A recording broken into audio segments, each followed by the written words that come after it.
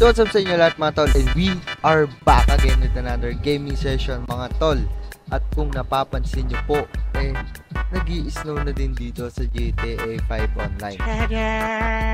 So mga tol, dahil Pasko na nga din po dito sa GTA 5, mamamasko din po tayo sa mga tindahan dito sa online.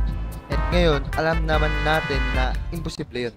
So ngayon tol, ang agenda natin ngayon is masko tayo sa mga sa mga store dito sa GTA 5 Online.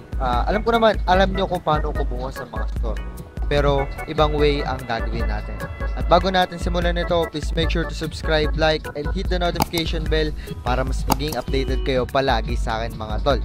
So ngayon, bago natin puntahan o bago tayo pumunta sa mga store, magpalit muna tayo ng pampasko para talagang mukhang mamamasko tayo.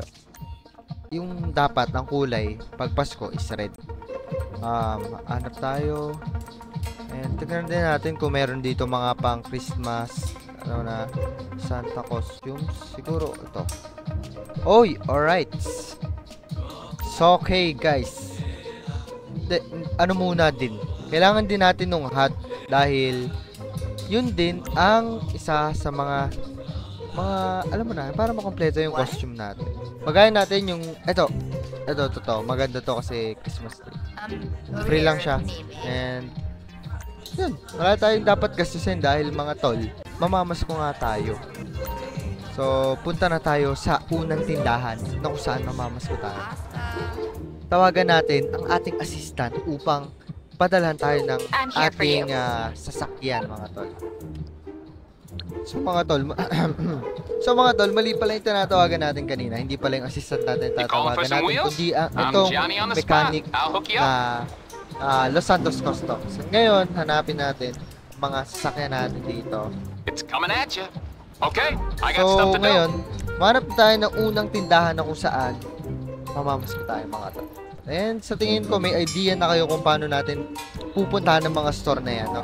And alright, ito na ang ating sasakyan na gagamitin sa araw na ito mga tol. Kita-kita nyo na pulang-pula talaga and white-red yung combination ng color na ito, kaya bagay para sa ating pamamasko dito sa GTA 5. So ayun mga tol, at naandito na po tayo sa ating store na kung saan ating mapapapaskuhan. Ay, mali.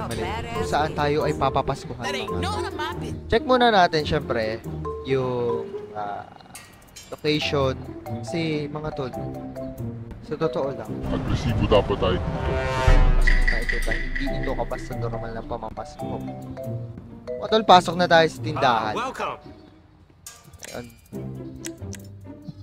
Sige. Oh shit! Sige, bigay mo. Take it easy, I'm doing it. Bilisan mo. Ayan, guys, pumunta siya dito. Bakit hindi mo nilalabas, bossing? Ginagawa mo, bakit hindi mo ko binibigyan ng pera? Teka, takbo na tayo, ang dami ng pulis dito. Alright, punta na tayo sa next store natin na kung saan ang ating target ay makuha natin. So mga tol, on the way na po tayo sa ating second store. Napakahirap mag-drive dito kung sa totoo lang dahil napakadulas po ng sasakyan ng mga gulong dito sa GTA 5 dahil nga po sa snow. And nangyayari lang po ito kada December 20 or kasi ngayon nalimutan ko kailan nag-start to, pero guys, nag-i-start ang mga snow dito sa GTA 5 Online around December first week or second week guys. Basta malapit na ang Kapaskuhan sa ating totoong buhay, di ba? Nandito na tayo sa pangalawang store na kung saan ating nararap. May tao baka makatawag agad ng pulis pero masyado malayo sa sasakyan natin mga tol. Kailangan agad natin makapasok. Pagpasok, teka mga tol lang. Pag sinabi ko na natin go, start na natin. Go na tayo mga tol. Labas mo agad mga tol. Magandang Pasko po, and ayoko po ng gulo. Kailangan ko lang po ay pera, namamasko po ako. Alam ko pong di nyo naman ako bibigyan kung hindi ako Uy! Tol, may nababaril oh. Bah, sabi ko nang ayoko ng gulo. Bilis. You should be ashamed of yourself. So, tol, di ko naman sinasadya na barilin yun, pero hindi natin gusto yun. At tol, grabe. 3 stars and may helicopter na tayong makakasabwat, makakalaban dito sa GTA 5. And mukhang mabagal-bagal yung kotse natin para makatakas dito sa mga kotse na ito. And mukhang mahirap-hirap to. And oh no, mali. Bakit sa ahon pa talaga tayo dumaan? Jeez, mahina na nga yung sasakyan natin. So kailangan makapunta. Talagang binangga niya akong tol. Kasi hindi dapat tayo mahuli dito dahil masasayang lang yung pinaghirapan natin dito mga tol. Dito tayo sa mga kabundukan dito sa GTA 5 dahil grabe mahirap na dito tumakas dahil meron na tol na helicopter dito. So okay. Ay naku, nag-spin pa. Huwag ka mag-spin move. Oh, lumahod ka please. Andiyan ang mga pulis oh. Di naman sobrang pamatay yung character natin and dapat makapagtago tayo dito sa nakakapasok dito mga tol eh. So dito tayo sa isang daan kasi nakikita nyo sa mapa meron dun sa likod natin mga tol. Di ko alam. Oh shocks, meron din dito. Sige mga tol, alam ko na yung plano. Alright. Sige, hintayin natin itong naandito sa likod. And tignan nyo ang gagawin ko. Dahil ito na lang ang plano ko. Para lang makatakas tayo sa mga pulisan. Okay, dito tayo dadaan mga tol. Okay. Alright. Nice one. Okay, nakatakas tayo sa mga kapulisan dahil doon tayo dumaan sa kabila mga tol. So, punta tayo dito.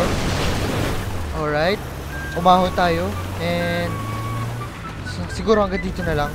Masyado na dito mataas. And siguro hindi natin maabot. Bumaba tayo.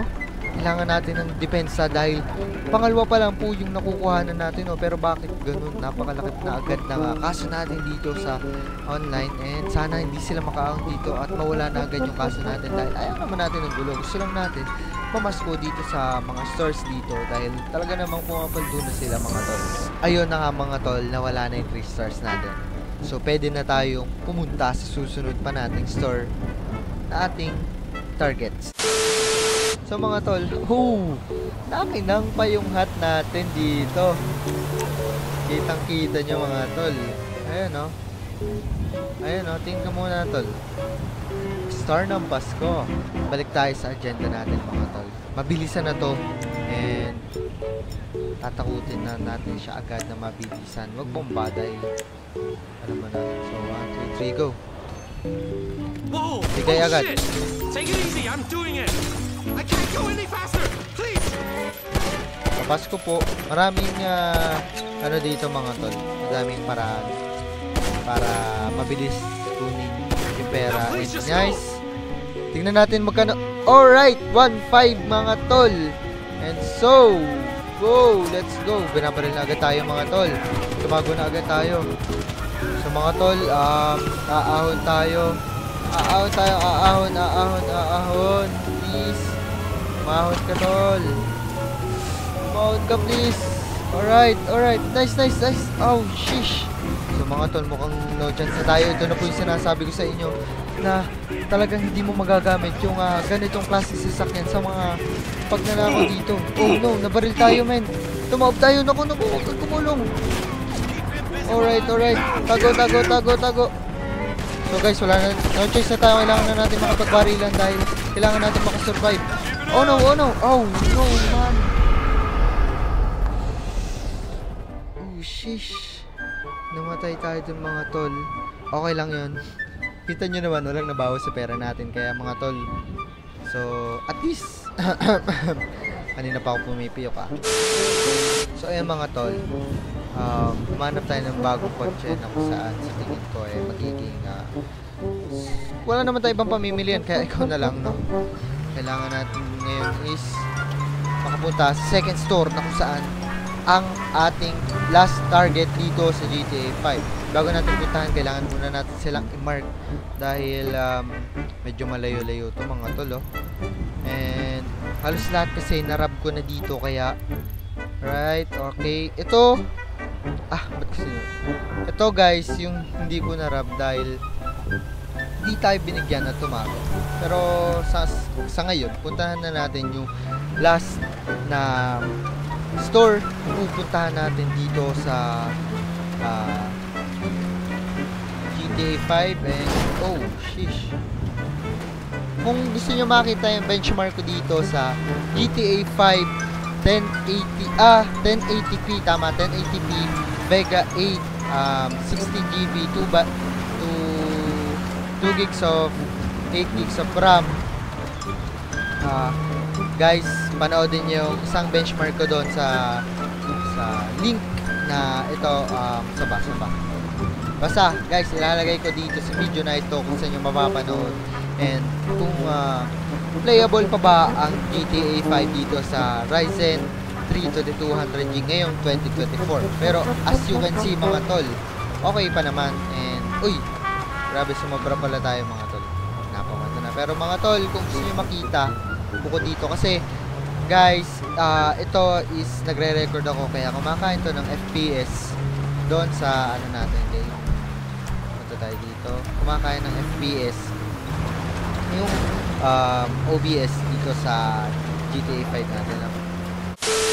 For the last one, ito na po ang store na nanakawan natin dito mga tol. Merong mga nakaparada. Walang, uy, mukhang kailangan na. Mga tol, kunwari, ano lang tayo dito. Tapos mamamas ko. What do you want? Teka. May titignan lang po ako dito. Tapos magandang Pasko po sa inyong lahat. And mamamas ko po ako sa inyo dahil kailangan ko po ng pera pang upgrade lamang po ng sasakyan ko. And grabe mga tol, kung nakikita nyo 4-star na agad, pakibilisan and mukhang mayayari agad ako dito kung di mo binigay. So ang napera natin is 1,300 lang, pero okay na yun mga tol. Bilisan mo dahil as in 4 stars mga tol. And kailangan natin makatakas agad mga tol dahil grabe, ang dami, sobrang dami mga tol. Kailangan natin makapunta agad sa bundok dahil yun yung number 1 na paraan na alam naman natin na makakatulong dito sa atin upang makatakas sa mga kapulisan dito, no? So, alright, napakadami, grabe. Ouch.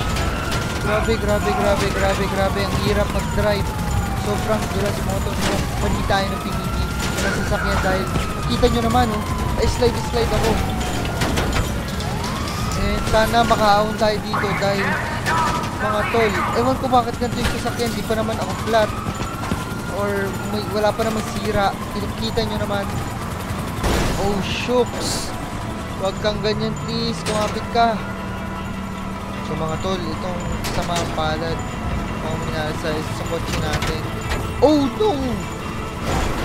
Oh shucks man, kitang-kita talaga nila tayo dahil yung helicopter nila napakakulit. Alright mga tol, okay. Alright, so far kalahati na lang yung buhay natin dito and patuloy pa rin tayong binabaril nila. Buti na lang hindi tayo tinatamaan mga tol. Kailangan natin mago dito sa kabundukan kasi hindi na lang nila tayo makita. Ano, lumaban na ba tayo mga tol? Hindi man, hindi natin gagawin yan. Kailangan lang natin makatakas dito at okay na talaga mga tol. Yun lang ang kailangan natin. So, nag-change direction tayo dito mga tol. Dito tayo sa medyo kurbada dito kasi sobrang tarik na talaga doon mga tol. And yun know, gusto ko lang naman mamasko. Bakit ganyan? Hindi naman ako bumaril doon mga tol. Kita nyo naman, iniiwas ko lang ang baril sa mga nandito na doon, diba? Hindi lang sila binaril doon eh. Siguro wala na akong ibang gagawin kundi makipaglaban mga tol dahil talagang mamamatay tayo dito. Kung ganito lang tayo ng ganito dito, no?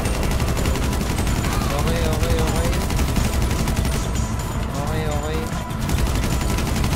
Pasabugin natin yung ano, tol. Kasi wala eh. Hindi talaga tayo tinitigilan eh. Ano? Sabi nung namamas ko lang eh, oh. Ano, tol? Ayan, nagre-regain na ulit tayo ng health dito dahil nakakapahinga tayo mga tol.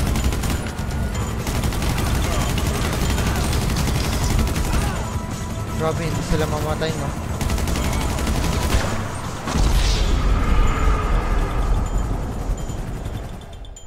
And yun guys, grabe.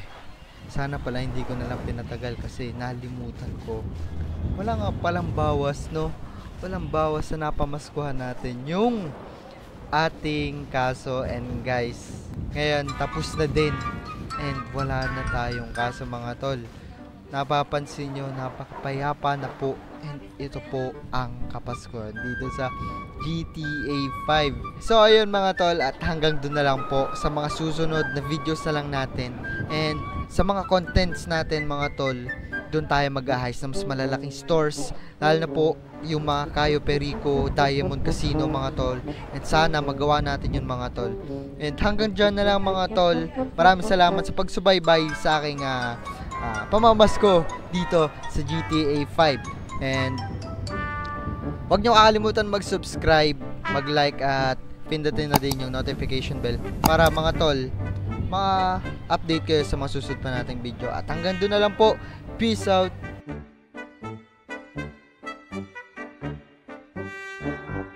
Star ng Pasko.